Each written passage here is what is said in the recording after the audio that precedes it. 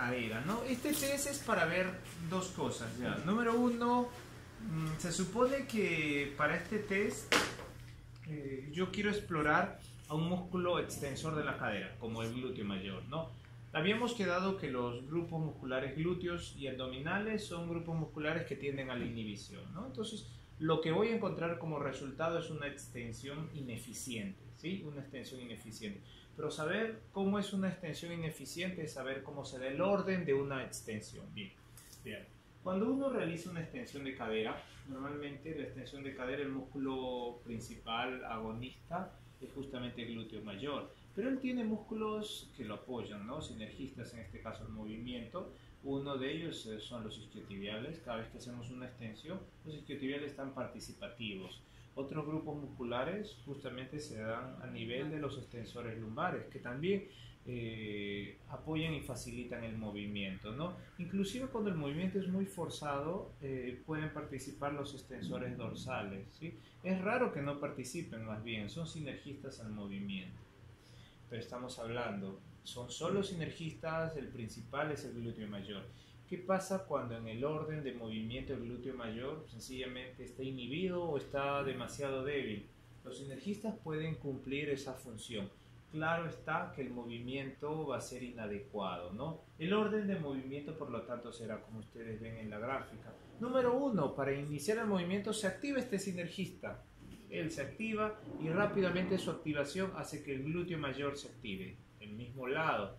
Seguidamente a ello vemos cómo interactúan los músculos extensores lumbares, pero del lado contralateral, ¿sí? El lado contralateral, porque acá hay una cadena justamente que se cruza y es el lado contralateral el primero en activarse.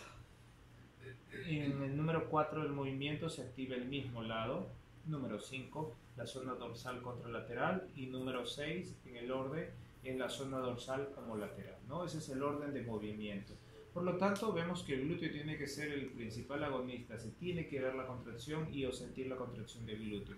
Cuando no hay esto, vamos a encontrar varios desórdenes. Algunos de ellos veremos como el paciente, por ejemplo, cuando intenta flexionar, extender la cadera, lo primero que hace es predomina la flexión de la rodilla. Va moviendo y predomina este movimiento. Suelta, por favor.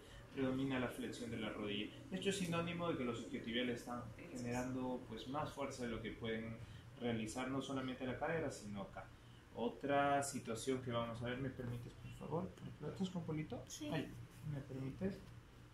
Es justamente que cuando el paciente realiza el movimiento, va a realizar una extensión más de la zona lumbar que a nivel de la cadera, generando pues un hundimiento bastante marcado en la zona lumbar. En otras circunstancias vamos a ver que el paciente quiere hacer una extensión e intenta hacer este movimiento porque se está apoyando de una extensión dorsal, ¿sí? Son algunas circunstancias que vamos a ver en el movimiento. Inclusive también hay la probabilidad que el paciente haga una extensión, por ejemplo, con rotación interna, o lo intente hacer una extensión con abducción para apoyarse de otros grupos musculares, ¿sí? Ahora, el juego del movimiento es libre, no hay ninguna resistencia para la evaluación del síndrome cruzado, pero esta misma evaluación se utiliza para ver el criterio de fuerza muscular, sí colocando resistencias, chicos. Es la misma exploración que en algún momento hicimos de la exploración de fuerza muscular de la extensión de la cadera, ¿sí? Solamente que acá lo que quiero ver es cómo se da el orden de movimiento. En el otro, el test de la extensión, yo me preocupaba porque ella extienda, pero no me preocupaba ni cómo extendía. ¿Okay? Yo trataba de controlar que no haya movimientos, pero acá quiero ver el orden de movimiento, ¿sí? Permíteme para ello, por favor. Cómo se activan justamente estas zonas. Veremos en el caso de su compañera y vamos a hacer una extensión. Ahora, se supone que cuando el psoas ilíaco te está llevando a la flexión, inhibe el músculo antagonista. Por eso que se siente casi siempre que el paciente tiene una debilidad y no puede controlar estos movimientos, ¿sí? Empecemos acá, por favor. Observen ahí, iniciando el movimiento siempre ya tenemos ya la tensión incrementada de sus isquiotibiales, ¿sí? Continúa, rápidamente se ve que el glúteo interactúa, baja por favor para ver y explorar este nivel, vean cuál de los dos se contrae primero, ¿sí? Empieza por favor, solo veamos allá, cuál se eleva más, ¿no? Que es sinónimo de contracción, lado contralateral o el homolateral, contra, ¿verdad? Que es el movimiento normal, levanta por favor, ¿sí? Se ve el cambio, ¿no? Y si yo coloco resistencia debería ser más visible. Levanta, por favor. se observa más visible. Permíteme una vez más acá para ver la zona dorsal. Levanta por favor. ¿Sí? Se siente. De repente ella, como no tiene mucha resistencia y tiene un buen trabajo glúteo, el trabajo a nivel dorsal es mínimo. Aumenta cuando el paciente tiene deficiencia, por ejemplo, o si yo le colocara una resistencia. Claro que está que el hecho de colocar resistencia no corresponde a ninguno de estos test, ¿no? Ellas son para explorar el movimiento, pero es un paciente que quiero ser resistido, ¿no?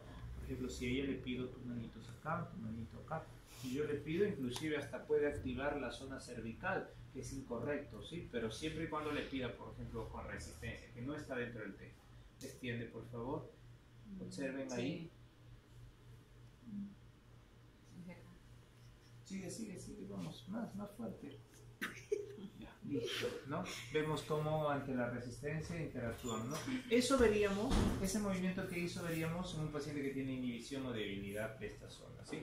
Movimientos a nivel dorsal, inclusive el movimiento homolateral. Le voy a poner una resistencia y veamos acá cómo se comporta, ¿sí? Ese mismo lado, sigue.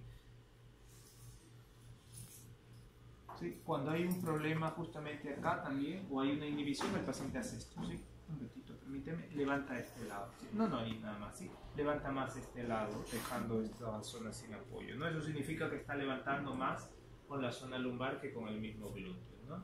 Entonces, eso es el orden de movimiento. Bien, chicos, entre ustedes exploren el orden de movimiento.